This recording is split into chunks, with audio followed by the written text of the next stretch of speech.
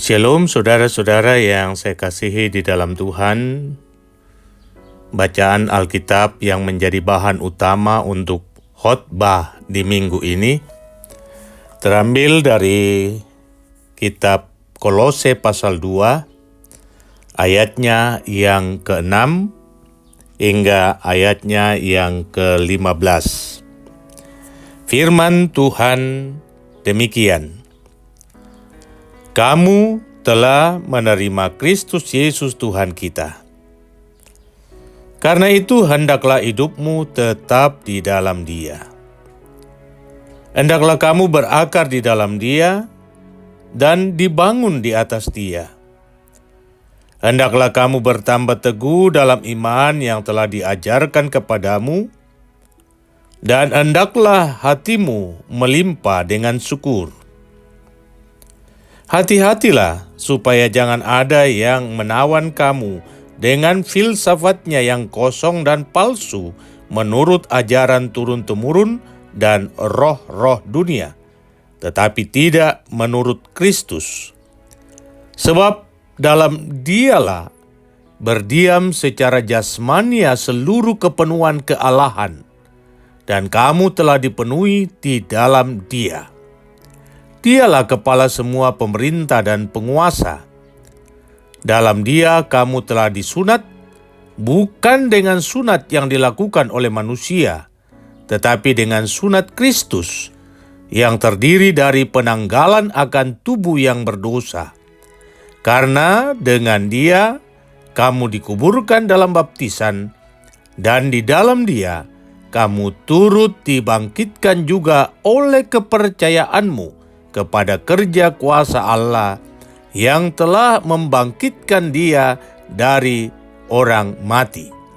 Kamu juga, meskipun dahulu mati oleh pelanggaranmu dan oleh karena tidak disunat secara lahiriah, telah dihidupkan Allah bersama-sama dengan Dia sesudah Ia mengampuni segala pelanggaran kita, dengan menghapuskan surat utang yang oleh ketentuan-ketentuan hukum mendakwa dan mengancam kita. Dan itu ditiadakannya dengan memakukannya pada kayu salib. Ia telah melucuti pemerintah-pemerintah dan penguasa-penguasa dan menjadikan mereka tontonan umum dalam kemenangannya atas mereka. Demikian sabda Tuhan, terpuji namanya. Tema kita, Dialah kepala semua pemerintah dan penguasa. Shalom saudara-saudara yang saya kasihi di dalam Tuhan. Betapa sangat menarik bahan bacaan utama untuk khotbah kita di minggu ini, yang hendak mengulas bahwa ada yang namanya iman yang teguh, dan ada juga yang namanya iman yang goyah. Seperti apa itu? Seperti apa itu iman yang teguh? Dan seperti apa itu iman yang goyah? Mari kita ulas firman Tuhan ini. Secara keseluruhan, kitab Kolose hendak menegaskan bahwa Yesus Kristus adalah pusat dari segala kehidupan orang percaya. Yesus Kristus adalah sentra dari kehidupan orang percaya. Hal ini disampaikan Rasul Paulus sebagai upayanya dalam menjawab dan sekaligus meyakinkan jemaat di Kolose bahwa Yesus Kristus itulah Tuhan, Sang Penguasa atas segalanya. Kalimat pleroma tes theotelos yang dipakai oleh Rasul Paulus hendak menjelaskan bahwa seluruh hakikat Allah sebagai yang maha kuasa, yang daripadanya seluruh alam ini menjadi ada, tersimpul secara penuh di dalam Kristus. Dari pemahaman itu Rasul Paulus menyampaikan pengakuan imannya bahwa Yesuslah kepala semua pemerintah dan penguasa. Kuasa apapun yang ada di langit dan yang ada di bumi takluk kepadanya. Pertanyaannya, mengapa semuanya ditaklukkan? Mengapa semuanya takluk di bawah kuasa Yesus? Karena pleroma.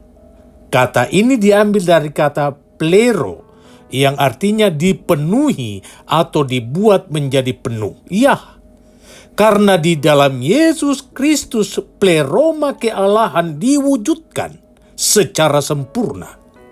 Di dalam Yesus Kristus seluruh eksistensi kealahan menjadi penuh. Dan orang-orang percaya di Kolose telah menerima Yesus Kristus dan mengakui bahwa Dialah Tuhan.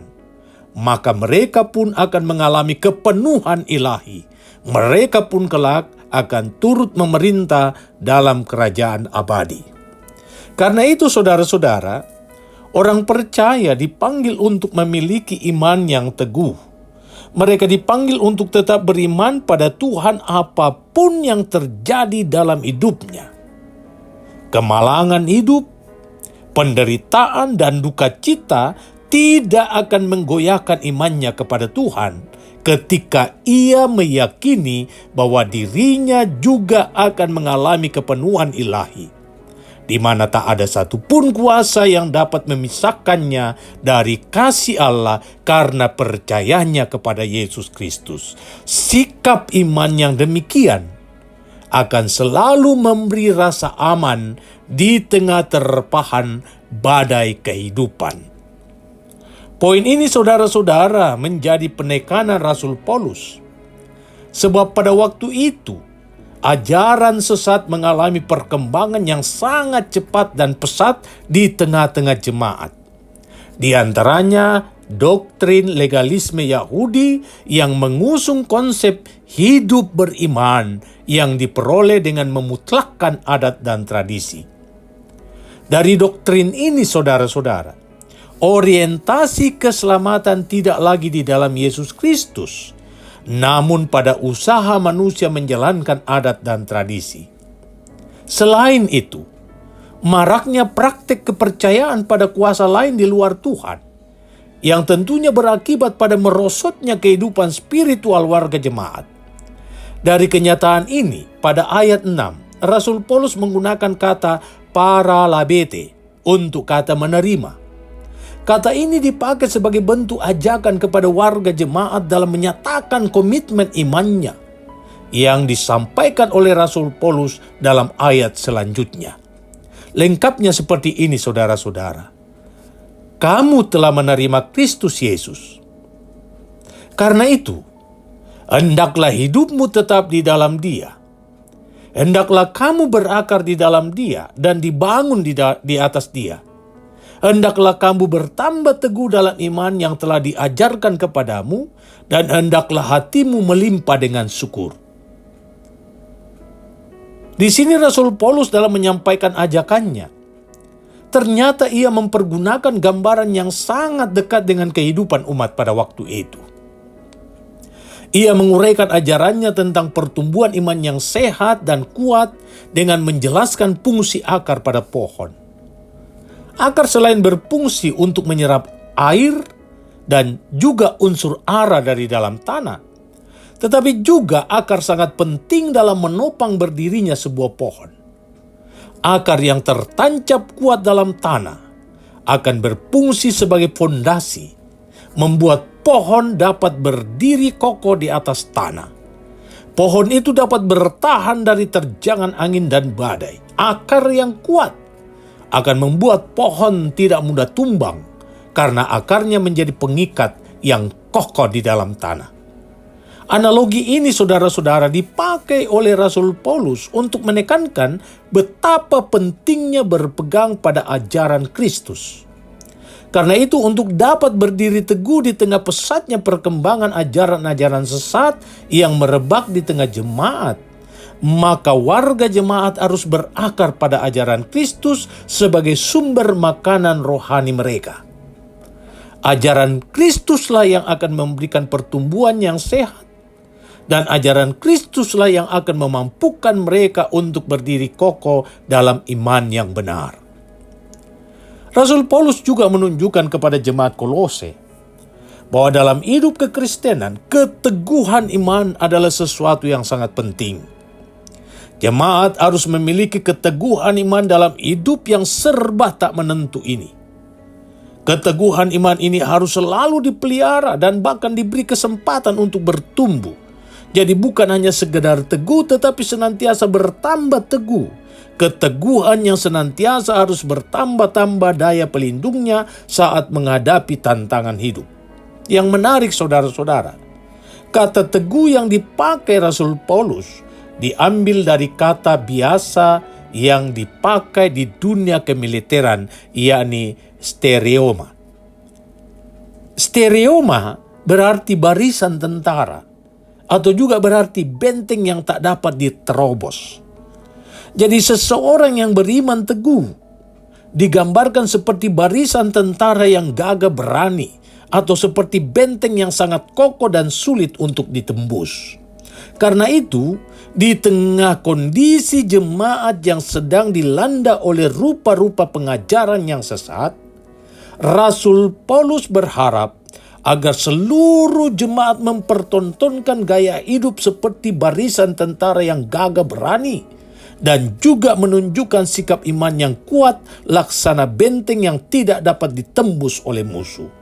Dan apapun tantangan yang menghadang, jangan surutkan semangat penyembahan dan juga semangat pengucapan syukur, sebab hal itu menjadi penanda bahwa kita ada pada rel yang benar sebagai orang-orang yang sudah dipenuhi oleh Roh Kristus, Roh yang tidak menimbulkan ketakutan, tetapi Roh yang menimbulkan keberanian untuk menyatakan bahwa Yesus Kristus itulah Tuhan. Sebaliknya saudara-saudara, seseorang yang imannya goyah, ia hanya kuat pada saat hidup berjalan baik-baik saja. Tetapi saat kemalangan, penderitaan, dan duka cita menimpa, ia mulai bersungut-sungut dan mencari kambing hitam untuk pembenaran diri.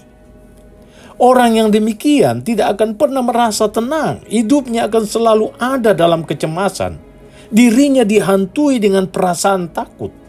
Akibatnya orang yang demikian akan kehilangan orientasi hidup.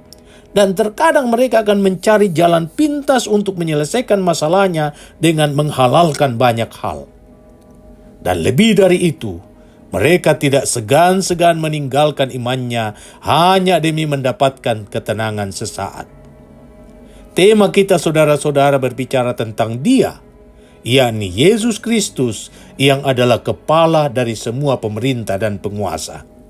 Artinya apa?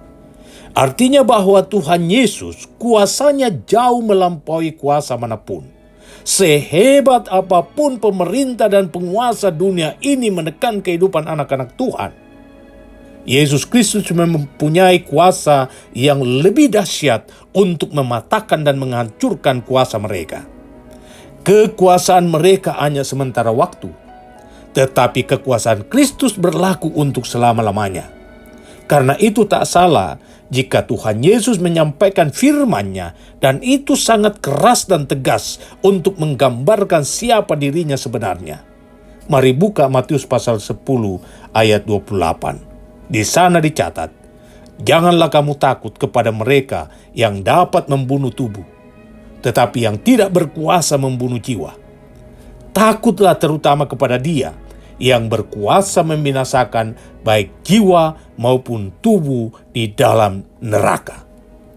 Karena itu saudara-saudaraku, hendaklah hidupmu tetap di dalam Dia. Sebab jika tidak demikian, kamu pasti binasa. Mengapa? Karena Dialah kepala semua pemerintah dan penguasa. Terpuji namanya. Haleluya. Amin.